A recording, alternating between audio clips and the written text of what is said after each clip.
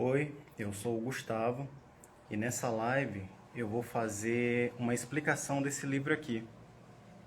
Ele é chamado de Ashtavakra Gita e ele é um texto de Nididhyasana. Eu vou explicar alguns versos desse livro sob a luz dos ensinamentos do Vedanta. O primeiro capítulo desse livro é chamado de Eu, Testemunho em Tudo. Eu vou ler e vou fazer um comentário. Janaka disse: Ensina-me isto, ó Senhor. Como pode o conhecimento ser adquirido? Como pode a libertação ser obtida? E como é alcançada a renúncia? O Janaka, ele quer o conhecimento porque, segundo o Vedanta, é o único modo de você se libertar do samsara. O samsara é um oceano de miséria. Esse mundo que nós vivemos atualmente é o samsara. O samsara é fonte de grande medo. É o que impede os seres humanos de fazerem várias coisas, por exemplo. Existem pessoas que são super talentosas em algumas coisas, têm habilidades, têm conhecimentos, mas elas não produzem nada porque elas têm medo. O medo é o samsara.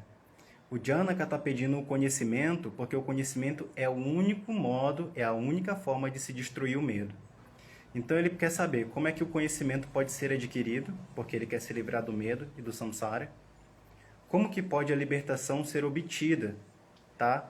A libertação é a consequência do conhecimento. Provavelmente ele não sabe que libertação e conhecimento têm uma ligação. E como é que é alcançada a renúncia ou o desapego? Essa desapego eu tenho traduzido assim, porque o Swami Paramarthananda, ele tem traduzido a palavra vairagya como desapego. De vez em quando nas aulas dele ele se refere a desapego como detachment. E aí quando você traduz detachment para o português, é desapego. E ele quer saber também como que a renúncia é alcançada. A renúncia é uma das qualificações fundamentais para que o ensinamento do Vedanta ele possa ser frutífero. Se você quiser colher algum resultado do seu estudo de Vedanta, você precisa estar imbuído com certas qualificações mentais. No Tattva-bodha, que é um texto de Vedanta introdutório, as 4 qualificações são mencionadas. São elas: Viveka, Vairagya, chamado Shatka Sampati e Mumukshutvam.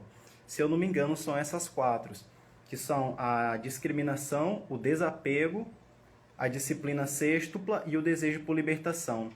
Vairagyam é isso que ele está querendo saber. Como é que eu consigo alcançar Vairagyam? Renúncia.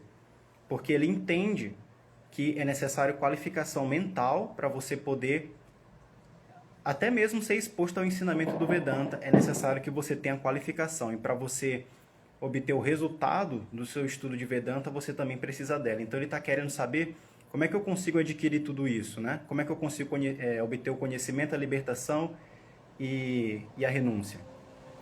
Aí no verso 2, o Ashtavakra, que é o sábio com quem ele está conversando, isso aqui é um diálogo entre o Janaka, que é um rei, e o Ashtavakra, que é um sábio. O Janaka está recorrendo ao Ashtavakra para saber como é que ele consegue a libertação, ou moksha. Aí o Janaka acabou de falar para o Ashtavakra, o que eu mencionei anteriormente, agora o Ashtavakra vai responder. Ele diz assim: se você deseja a libertação, meu filho, não dependa emocionalmente dos objetos dos sentidos e busque resistência mental, integridade, compaixão, contentamento e veracidade como néctar. Essas virtudes que o Ashtavakra ele tá listando para o Janaka são virtudes que a maioria dos seres humanos tem aversão. Por quê? Porque essas virtudes requerem que o ser humano faça algum esforço. E seres humanos são preguiçosos por natureza e tem uma razão biológica para isso. A razão biológica para isso é a nossa sobrevivência. Quanto menos a gente faz, quanto menos a gente age, quanto menos a gente muda, mais energia é conservada e provavelmente aumentaria as minhas chances de sobrevivência, porque agora eu tenho mais energia, tá? Então, é contraintuitivo para o ser humano correr atrás dessas virtudes, portanto, elas têm que ser cultivadas deliberadamente. A resposta do Ashtavakra foi: se você deseja a libertação, não dependa emocionalmente dos objetos dos sentidos. Isso aqui é uma tarefa difícil para o ser humano médio, porque nós nascemos com apego a objetos dos sentidos. Nós dependemos emocionalmente, desde quando nós éramos crianças, de objetos dos sentidos. Por exemplo, quando nós somos crianças, estamos ali entre os nossos 0 e 5 anos de idade, nosso primeiro apego, nossa primeira dependência emocional são com as nossas mães. Tá? Então, essa é uma tendência ou uma vassana que fica até a nossa vida adulta e a gente muitas vezes nem sabe da sua existência, mas ela está lá influenciando a nossa vida, o nosso comportamento, os nossos pensamentos, hábitos, palavras, etc. Então, é muito difícil para o ser humano porque esse é um hábito que ele vem cultivando há muito tempo. Mas é a primeira qualificação: não dependa emocionalmente dos objetos dos sentidos e busque resistência mental. Resistência mental, a gente pode dizer que é autossuficiência, que seria basicamente a mesma coisa de não depender emocionalmente dos objetos dos sentidos. Ele também diz que você tem que desenvolver integridade. Integridade é o seguinte: significa que existe consonância entre o que eu penso, o que eu falo e como eu ajo. Se eu determino que eu vou fazer alguma coisa, então eu faço isso tanto no nível dos pensamentos, quanto no nível das palavras e no nível das ações. Isso é integridade, congruência. Eu não só falo uma coisa, mas eu sou o que eu falo. Eu sou o que eu ensino, tá? Isso é integridade. Integridade, não isso. Isso aqui. Compaixão. A compaixão é outra virtude super importante, porque, em última instância, tudo é o ser. O ser é a consciência. A consciência está presente em tudo. Isso significa que eu e você aí que está me assistindo somos um e a mesma coisa. A nossa única diferença é no nível da forma. O meu corpo é diferente do seu, a minha personalidade também é diferente da sua, mas a nossa essência, que é a consciência, é a mesma. É a mesma em todos os seres. Em todos os seres vivos e inclusive nos seres inertes. Só que a consciência ela é detectável nos seres vivos, porque olha só, você sabe que eu estou consciente. Se eu não fosse consciente, eu não estaria falando, não estaria interagindo, não estaria me movimentando, porque é a consciência que dá vida ao corpo. Tá? Objetos dos sentidos, integridade. Sim. Então, a consciência é tudo isso aqui que você está vendo. Os teus valores, eles têm que ser um reflexo da tua natureza. Se tudo é a consciência e eu sou a consciência, então não faz o menor sentido eu, por exemplo, em vez de ser uma pessoa compassiva, ser uma pessoa que odeia, porque eu estaria odiando a mim mesmo. Mas como a compaixão é ela é não dual, então é um reflexo natural que eu sinta compaixão pelo mundo, porque sou eu. E aquilo que eu mais amo sou eu mesmo. Quem que não se ama? Quem que não se ama? O suicida vai dizer: não, eu quero matar, eu quero destruir a minha vida. Ele não quer destruir ele mesmo. Ele quer destruir o sofrimento, mas ele não. Ele quer permanecer para desfrutar o que vai ficar depois que o sofrimento for removido. Então a compaixão é um reflexo da minha natureza não dual. Contentamento. O contentamento é a outra virtude que o Ashtavakra está falando, que o Janaka tem que desenvolver se ele quer conhecimento, liberdade, etc. E o contentamento também é outro valor que é um reflexo da minha natureza. Porque a consciência é tudo. Veja bem, o problema do ser humano é o desejo. Porque o que o desejo faz? O desejo é nascido de uma noção de dualidade. Dualidade significa que existem duas coisas: eu e o resto. Eu e o mundo. Eu e o universo. Eu e o cosmos. Existe dualidade. Se existe dualidade, significa que eu sou eu, mas eu não sou você. Você é você, mas você não sou eu. Eu sou eu, você não sou eu. Você entendeu, né? Se eu sou você e você não sou eu, pô, Eu não tenho como ter tudo. Se eu não sou o mundo, eu não tenho como ter tudo. Isso naturalmente vai me informar subconscientemente que eu sou limitado e eu vou projetar a minha felicidade em objetos. Um objeto é tudo aquilo que não sou eu. Eu sou o sujeito. Um objeto é tudo aquilo que não sou eu. Porque eu tenho a noção de dualidade, eu não posso ser infinito.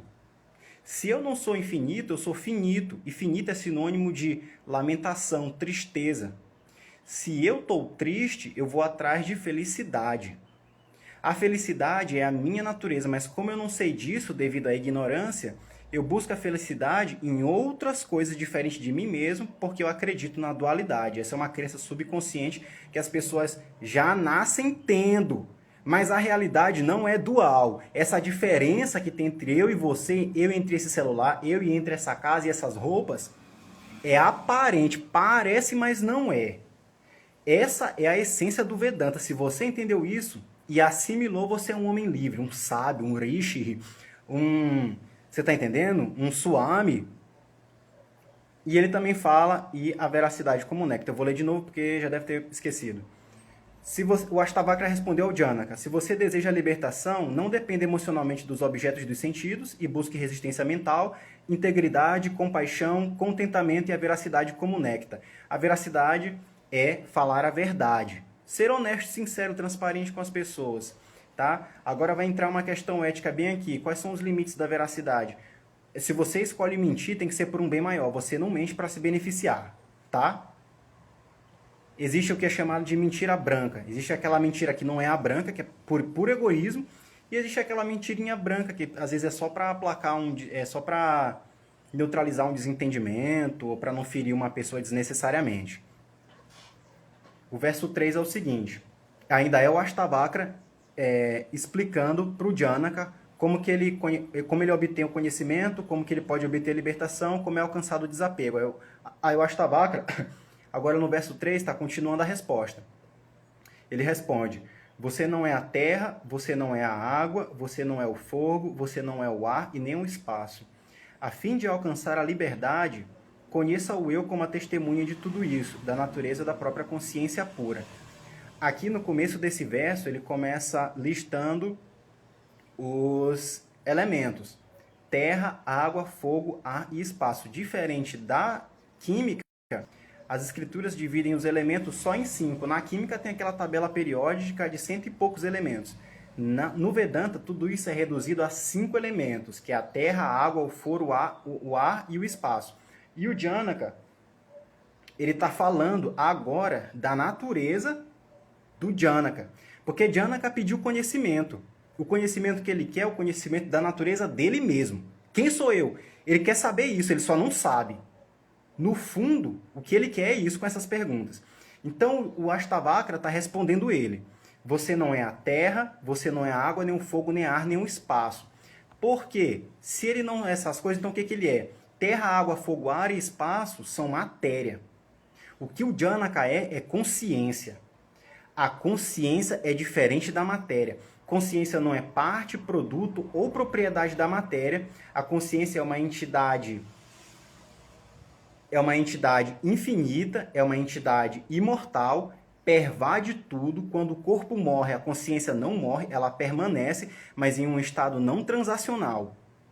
Então, você não é terra, água, fogo, ar nem espaço. Tudo isso é matéria e a consciência é o contrário disso. A consciência é o extremo oposto de tudo isso que é matéria. Ele continua: a fim de alcançar a liberdade, conheça o eu como a testemunha de tudo isso, da natureza da própria consciência pura. A fim de alcançar a liberdade, que é o que ele pediu no verso 1, ele deve conhecer o eu. Eu traduzi esse eu aqui com um E maiúsculo, que é para diferenciar ele, o eu, que é a consciência, que é o que o Ashtavakra está se referindo aqui, do eu, que é o ahankara, que é a consciência refletida, que nos livros que eu estou traduzindo o eu, que é o Jivatma, ou a consciência refletida, com um eu minúsculo. Tá? Então, a fim de alcançar a liberdade, conheço o eu como a testemunha de tudo isso. O eu é a consciência não dual, da qual eu estava falando anteriormente, e ela é a testemunha de tudo isso. Então, vê bem, eu falei agora há pouco que o ser humano ele nasce com uma noção de dualidade. Ele pensa que existem duas coisas. Ele, que é o sujeito, ele que é o sujeito, ou o observador, e tudo aquilo que não é ele, que é um objeto. Ele, o sujeito, é a testemunha, e aquilo que não é ele, ou seja, o mundo, é o objeto. A consciência é a testemunha de tudo isso. E ela é da natureza da consciência pura. Esse eu, do qual o Ashtavakra está falando, ele é da natureza da consciência, da existência e da não limitação. Isso é Sat Chit Ananda. Essa é a natureza de todos nós, de mim, de você, de tudo. Essa é a natureza de tudo que você pode pensar e o que você não pode pensar. A natureza de tudo é Sat Chit Ananda, que significa consciência, existência e ilimitação. Verso 4 agora. Se você se separar em pensamento do corpo e permanecer na consciência pelo pensamento eu sou consciência, você imediatamente se tornará feliz, em paz e livre da escravidão. Por que a gente sofre? Porque a gente se identifica com aquilo que a gente não é. A gente se identifica com o nosso complexo corpo-mente. O que é o corpo? O corpo é essa parte física, grosseira, densa, tá?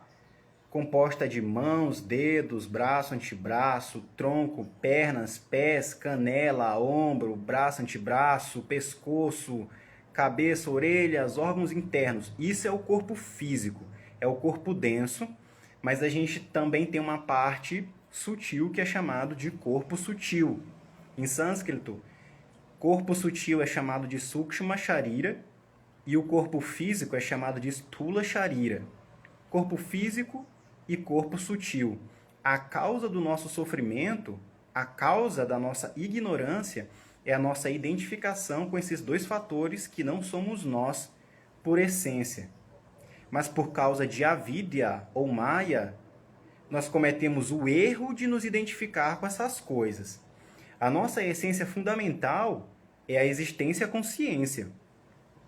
Mas por causa de maya, que é eterna é a mesma coisa sem início, e aquilo que é sem início não tem fim, por causa de Maya, a gente comete o erro de nos identificarmos com o complexo corpo-mente. Isso é ruim, isso é terrível, terrível. É o fim do mundo você se identificar com o seu corpo e com a sua mente, pô. Porque eles são a causa de toda a miséria. Eles são a causa de toda a desgraça na vida de um ser humano. Isso não significa que você deve injuriar o seu corpo, e não significa que você deveria se suicidar. O corpo e a mente bem utilizados, eles são causa de extrema felicidade, mas se mal utilizados, eles são causa de imensa miséria, que é o que acontece para 99% das pessoas. Todo mundo está sob o encanto, o feitiço de Maya. As pessoas já nascem ignorantes. Só que algumas têm o mérito de chegar ao Vedanta e remover essa ignorância, entender as coisas exatamente como elas são. Porque é só você entendendo as coisas exatamente como elas são, a realidade como ela é que você pode se livrar do sofrimento. Se identificar com o corpo e com a mente é um sinal da sua ignorância e causa do seu sofrimento. Tá? Então ele diz assim, se você se separar em pensamento do corpo, o único modo de você se desidentificar do corpo é através do pensamento, não é fisicamente, não é uma ação física que você vai realizar. Não é levantar o braço para cima, não é fechar os olhos, não é inspirar profundamente, não é fazer jejum, não é nada disso que vai te separar do corpo. Não é uma ação física, é uma ação mental. É a sua mente, é o seu corpo sutil que realiza essa ação de separação em pensamento do corpo. Se você se separar em pensamento do corpo e você permanecer na consciência pelo pensamento, eu sou consciência. Olha só, a consciência é o substrato de tudo. Você nunca tem como você nunca pode estar separado da consciência. Então não tem necessidade de você se separar fisicamente, porque a consciência é toda pervasiva. Inclusive, o teu pensamento de ignorância, agora mesmo, ele está sendo pervadido pela consciência. Então, você não tem que se separar dele fisicamente. É impossível, porque tudo é a consciência. Você vai se separar de quê se tudo é a consciência? Se tudo é uma única coisa aparecendo com diferentes nomes e formas, você vai se separar de quê? É como se... deixa eu ver aqui... É como se um armário feito de madeira falasse para uma janela feita de madeira que nós somos diferentes. Não, nós não somos diferentes. Só superficialmente, essencialmente, nós somos a mesma madeira. Eu sou madeira, você é madeira, só que a sua madeira, a forma da sua é retangular e a minha é redonda, mas essencialmente todo mundo, eu e você somos madeira. Assim é com a consciência. Não existe diferença entre eu e você, pô. É como se nós fôssemos feitos do mesmo material, da mesma substância. Eu e você somos o mesminho desse ponto de vista. Então você vai se separar só em termos de pensamento. Porque a mente, ela tem esse poder de se identificar com aquilo que você foca o seu pensamento. Se você ficar focando, sei lá, em mulher, se você for um mulherengo, só ficar pensando em mulher, pô, você vai estar rodeado de mulher o tempo inteiro. Porque aquilo que você pensa se transforma na sua realidade. Preste atenção nisso. Se você está querendo enriquecer, você tem que pensar em quê então? Em grana. A mente, ela se torna aquilo que você dá atenção, tá? Então, como a gente nasce com ignorância, sem saber que eu sou consciência, eu vou me focar em coisas que não sou eu mesmo, porque eu estou coberto pela ignorância. Então eu vou acabar me identificando com outras coisas. O que eu tenho que fazer? Corrigir esse processo de identificação, que é o que significa se separar, que é o que significa aqui se separar. Ele está falando de separar do corpo da consciência. É pelo pensamento, você se separa desse modo, voltando sua atenção para a consciência. Isso você só consegue através do Vedanta. Porque a consciência é aquilo que não pode ser conhecido pelos órgãos do conhecimento, que é a visão, o olfato, o paladar, o tato e a audição. Você nunca vai conhecer a consciência por aí. O Vedanta é um meio de conhecimento revelado por Deus para revelar essas coisas. De outro modo, o ser humano não teria acesso a esse conhecimento aqui que eu estou compartilhando agora com vocês. Porque, inclusive, o Vedanta é conhecido como a Paurucheya. Ele é de origem não humana, pô. Então o ser humano não tem como produzir um negócio desse aqui. Ele não tem como conceber.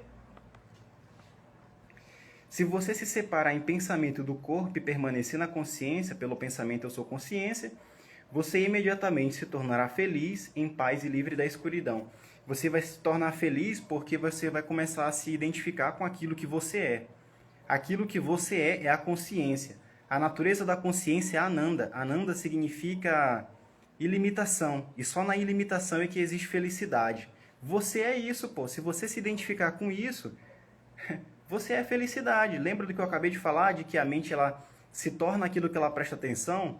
Se eu estou voltando a atenção da minha mente para mim e eu sou da natureza da felicidade, então qual vai ser minha realidade? Felicidade. E o que o ser humano quer acima de tudo? Felicidade! Caraca, velho! Então o esforço do ser humano para ele obter aquilo que ele quer, que é felicidade, o ser humano busca tudo, e em tudo ele busca felicidade, o que ele tem que fazer? Voltar a sua atenção para ele mesmo. Você imediatamente se tornará feliz, em paz e livre da escravidão. Porque a consciência ela é a própria paz e ela também é livre da escravidão. Não existe samsara do ponto de vista da consciência. Verso 5. Você não pertence ao Brahmana ou a qualquer outra casta. Você também não pertence a nenhum estágio da vida, ashrama. Você não é perceptível pelos sentidos. Você é sem relações, sem forma e testemunho de tudo que você é. Seja feliz. Mais descrições da natureza da consciência, que é o que eu e você somos. Nós não somos nem o corpo e nem a mente. Esquece, pô. Tem gente que não se identifica com o corpo, mas tem gente que se identifica com a mente demais. É aquelas pessoas que ficam falando assim, ah, meu Deus, eu tô agitado, tô deprimido, eu tô ansioso, eu tô preocupado, essas coisas são atributos da mente. Esse cara é um cara super identificado com a mente. Você pode se identificar com o corpo e com a mente, tá? Isso é intercambiável. Às vezes eu estou identificado com o corpo, às vezes eu estou identificado com a mente, mas no estado da vigília, que é esse estado que a gente está agora, onde a gente conhece os objetos sensoriais através